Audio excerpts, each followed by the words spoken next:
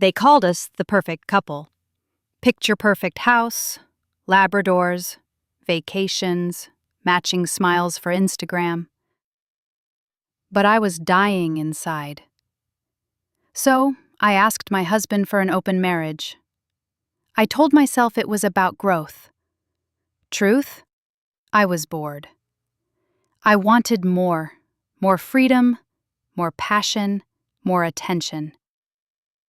I told him I loved him, then slept with another man in our bed. I gaslit him, blamed him, mocked his tears. And when he finally walked away, I realized something horrifying. He was the only man who ever truly loved me. But by then, I'd already burned it all to the ground. People always said Jason and I had it all. 5 years married, a house that could have been on a magazine cover, 2 golden retrievers named after Marvel characters. I used to smile when people said we were couple goals, but behind closed doors, I was restless.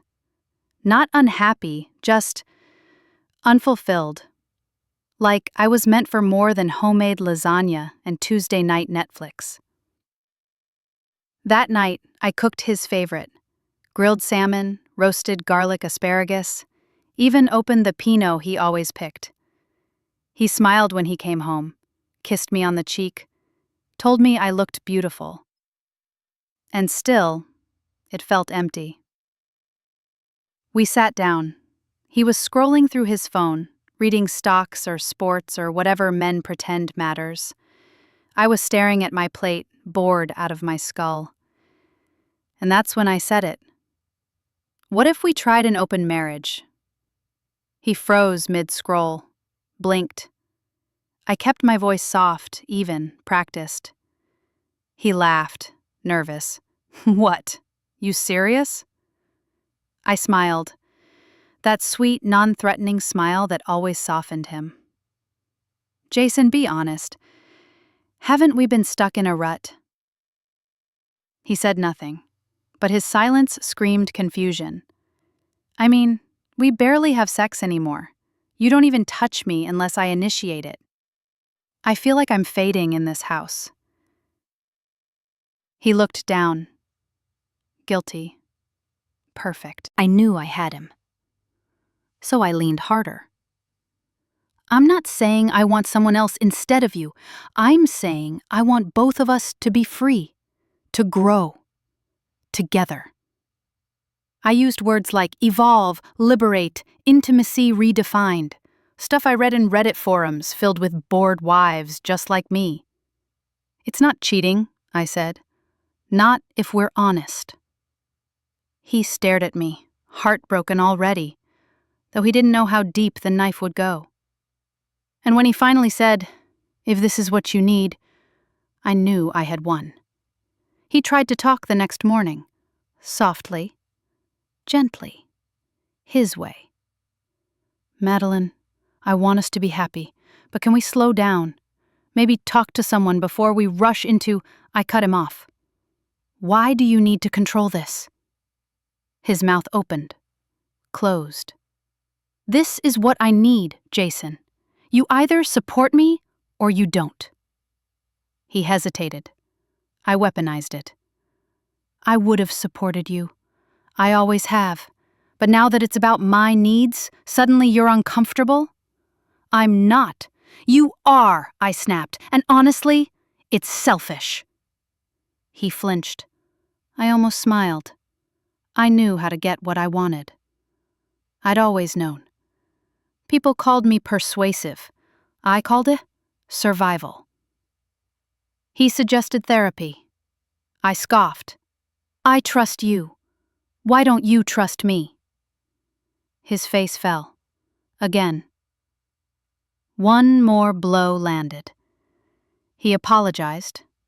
Of course he did. I reinvented myself.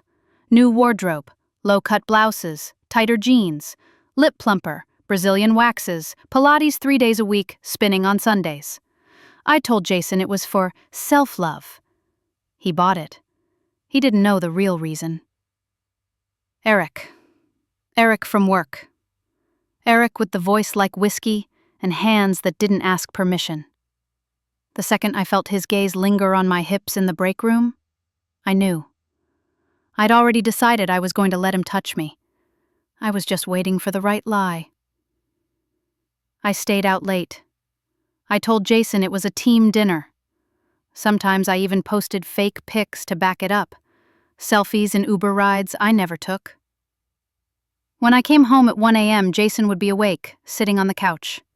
He never yelled, never accused, just looked at me. "Where were you?" I scoffed. "You don't trust me? I thought we were going to communicate. Be honest." I rolled my eyes. "God, Jason, you agreed to this. Don't twist it now." He looked like he was trying not to cry. "You're smothering me," I added gently. "I'm exploring. Isn't that what we talked about?"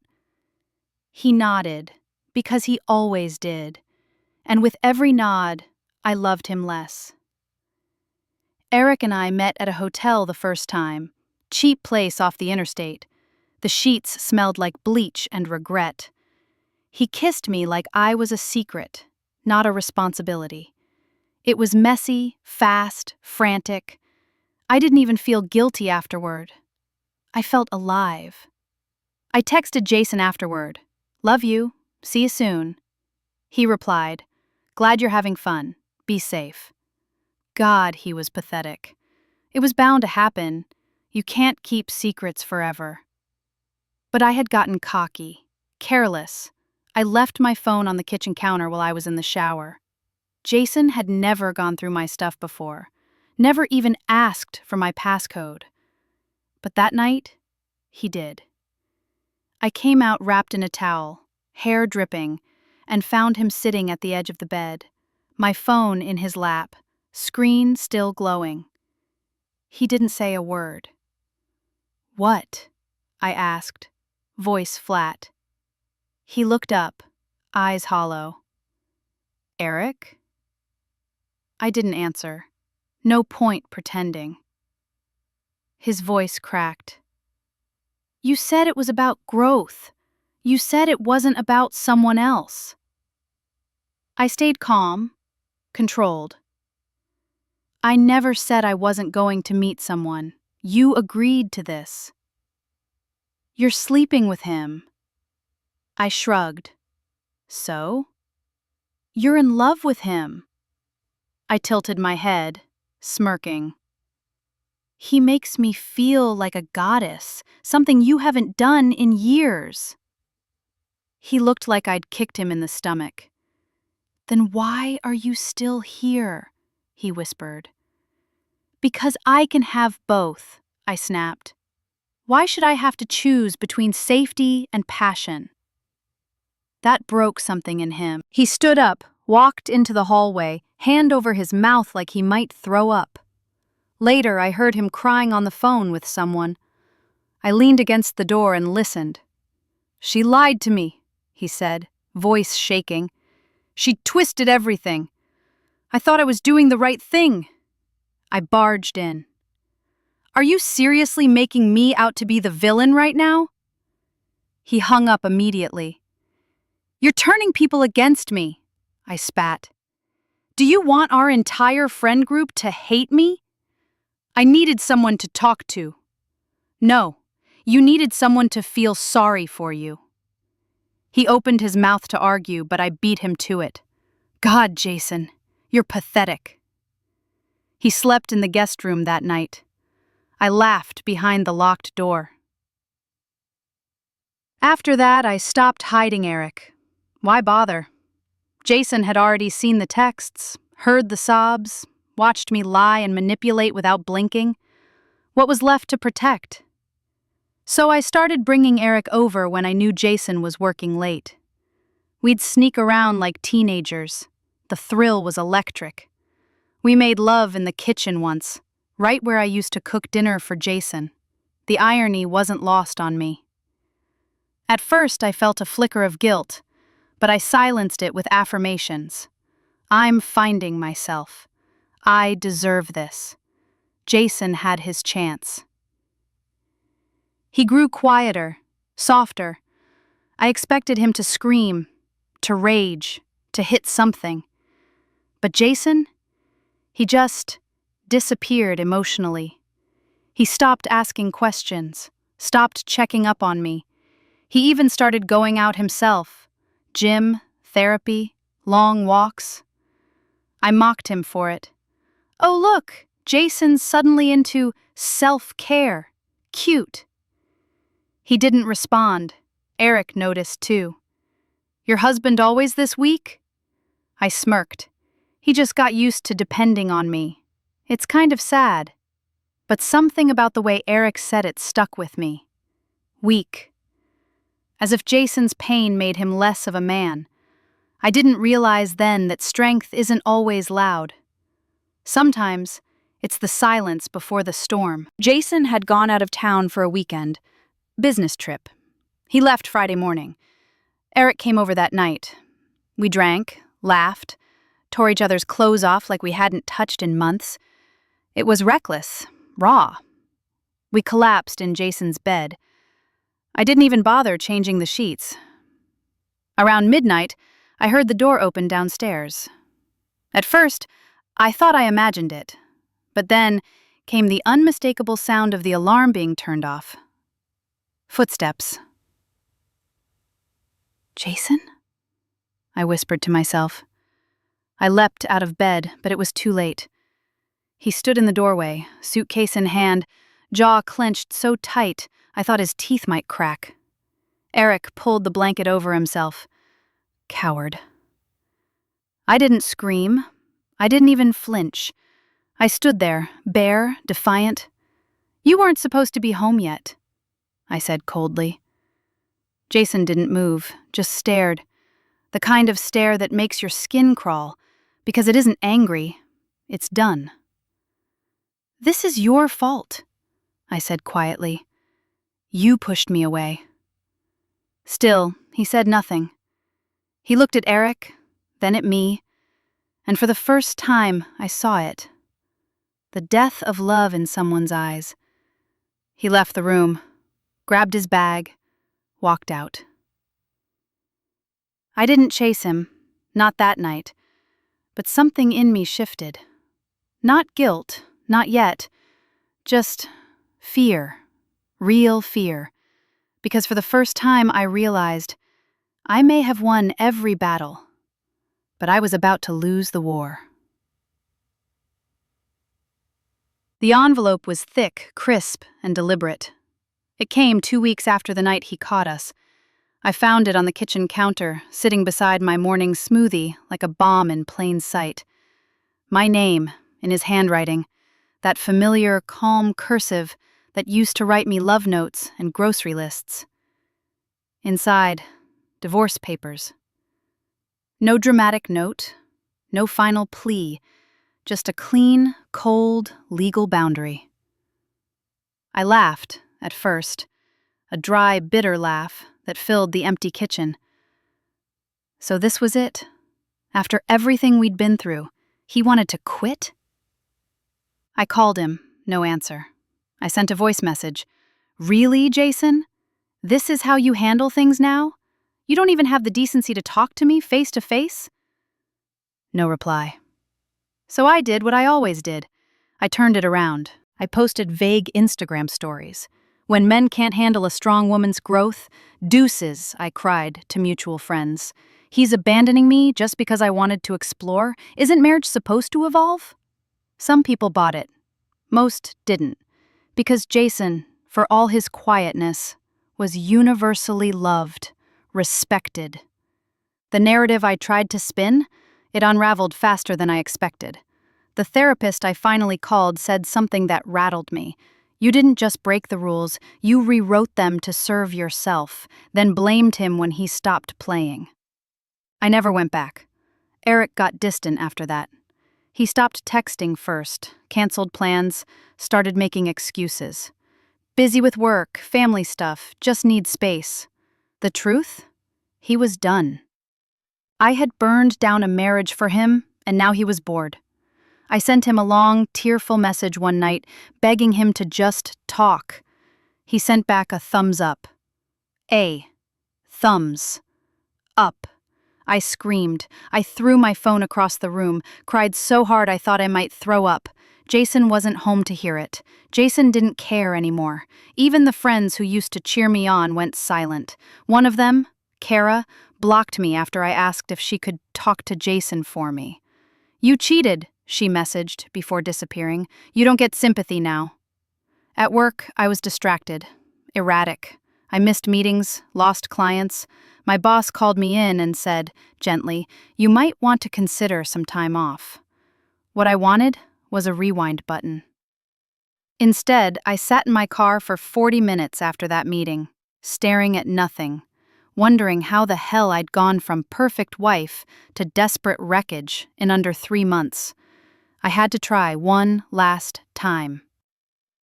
Jason was at the farmer's market every Saturday morning. He still wore that same faded hoodie, always bought the honey from that one old couple, always gave them a $10 tip even if the jar cost $6. I waited by the coffee stall, sunglasses on, heart in my throat.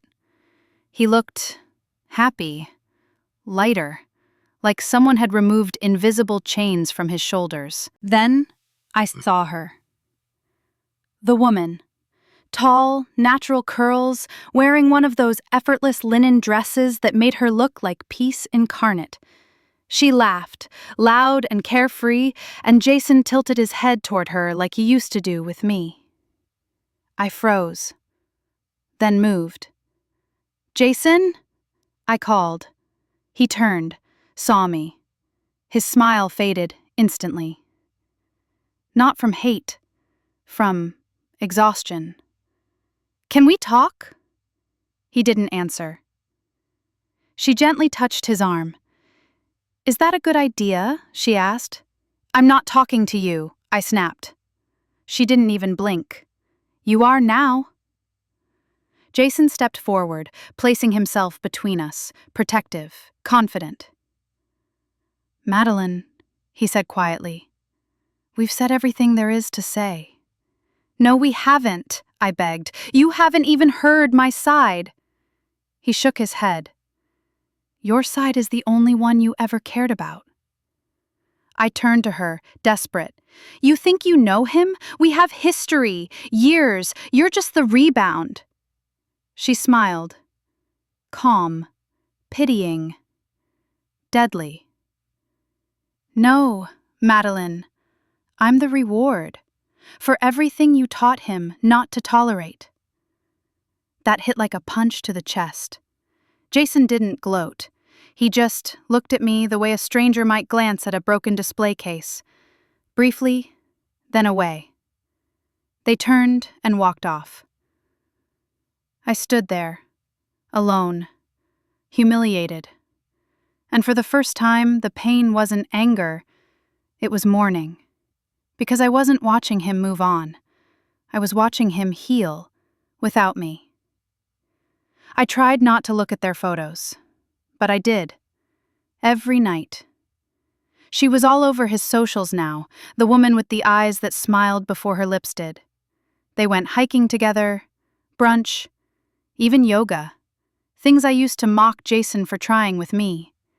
Now he looked vibrant, confident, clean-shaven, dressed better, glowing like a man who had been starving and finally found food. And her? She looked like safety, peace, softness I never gave him. I hated her. But not for stealing him, for proving I was the one who broke him. My therapist, a new one I couldn't manipulate, once said, "You didn't just lose Jason. You lost the version of you that made sense with him." I laughed at the time. But now, staring at pictures of the woman who took my place, I understood. I wasn't just watching him with someone else. I was watching the life I destroyed, rebuilt, without me. I sent one final text. "Do you ever think about us?" It sat there, read, no reply. The silence was worse than hate. Hate means you still matter. Silence means you don't. I started telling people I was working on myself. I journaled, volunteered, smiled in mirrors until it stopped looking like a mask. But Jason haunted me, not the man he was when I broke him, but the one who rose after I did. He spoke at men's groups now. I watched a clip once. He said, "Sometimes the people who say they love you the most will be the ones who tear you down for sport. Real love isn't pain. It's peace." I closed the video before he could finish. I couldn't bear to hear the man I buried become the man I now missed. Some nights I sit on the porch, glass of wine in hand, listening to nothing but my own thoughts. I replay the night I asked for an open marriage, the way he looked at me, like he didn't recognize the woman in front of him. And he was right not to. I don't even recognize her anymore. I thought I was fighting for freedom. I was just chasing chaos. Jason loved me, deeply, quietly, without condition, and I crucified him on the altar of my own ego. People ask if I'd do it differently. Sometimes I say yes, just to seem human. But the truth? Back then I thought I was right. I thought I was a woman reclaiming her identity. But I was just a girl breaking a man so I wouldn't have to face my own emptiness. Now, there are no texts left to send, no stories to tell, just the cold echo of a man who loved me more than I loved myself, and the truth that I made sure he couldn't love me anymore. Some villains find redemption, some don't, and some, like me, just live with what they did. Forever.